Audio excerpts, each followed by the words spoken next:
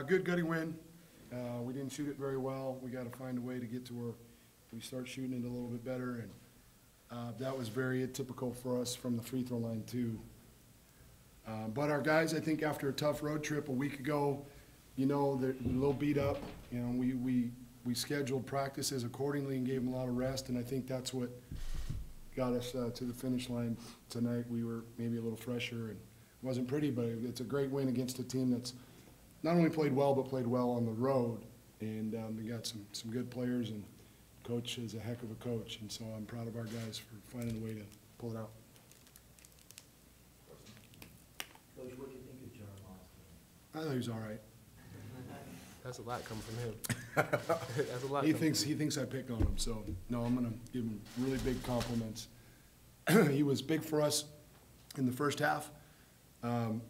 At their place, we went small with he at the 4 and Olaf at the 5, or vice versa, and they had trouble. So when we came out of the gate after about 4 or 5 minutes, Coach Rupp reminded me about that, and so we put him in for Daniel, and he got us going offensively in the first half.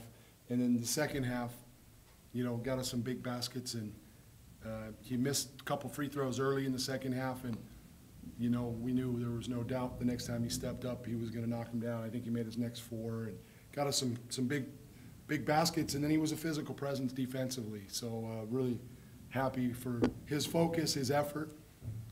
He asked me a couple times to take him out. I said we can't, and he played through it. So proud of him for that.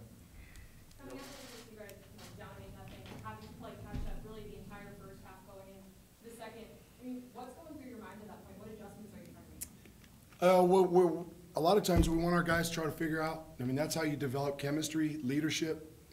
You know, we're telling them, you guys pull together out there. And but once we got to the sideline in timeouts, it was just, let's keep defending because we were doing a nice job. The lid's going to come off. Don't get impatient offensively. And then what we really wanted our guys to do was try to attack in transition to kind of break the seal a little bit. And I understand that they get tired sometimes, so they don't want to run. They play so hard on defense. They want to rest on offense.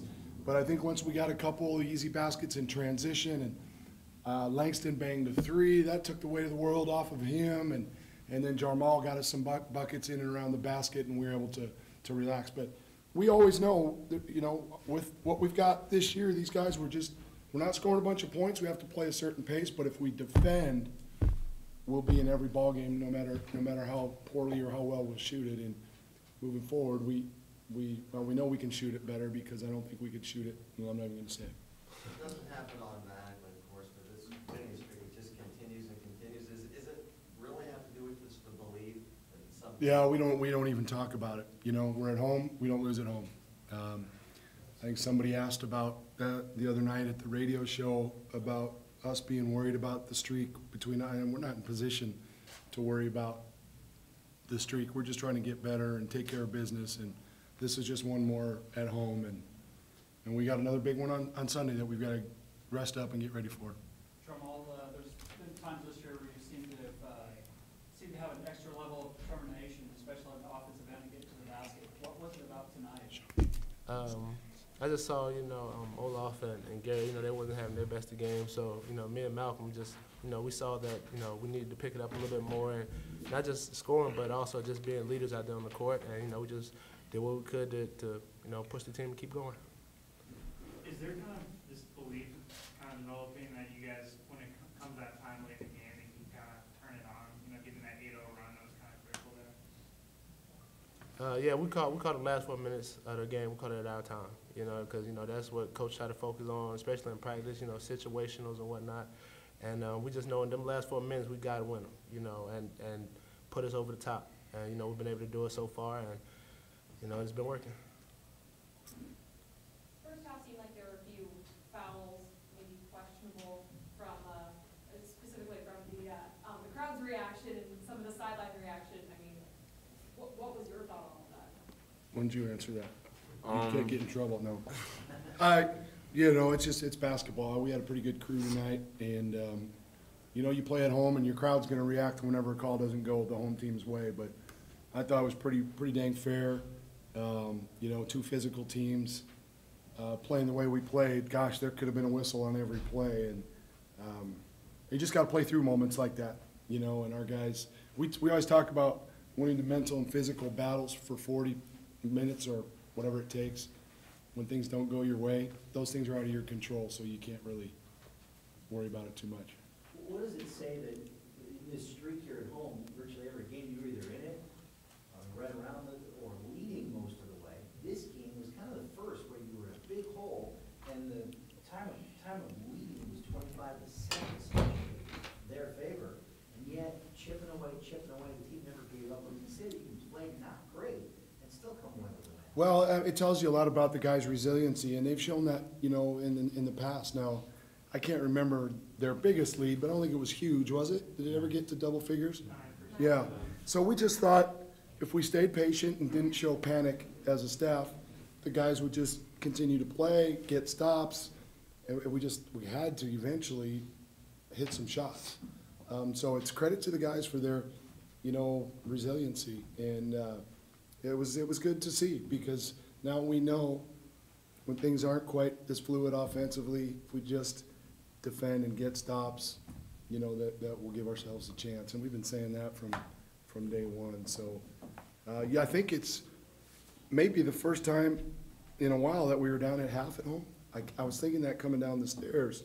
Oh, this will be another one. We'll come back from a deficit at halftime and win. Positive thinking, right? So it's all to the guys. They made the plays. They were focused out of the timeouts. They're finally getting to do that a little bit better after 5 months. And so, you know, the credit goes to them for really responding for us. Did you get a little nervous there at the end with the missed free throws and then kind of getting back? Well, I still thought we were good until we messed up the defensive possession and they hit the three in the corner and cut it to 3. But we didn't panic. There was a timeout.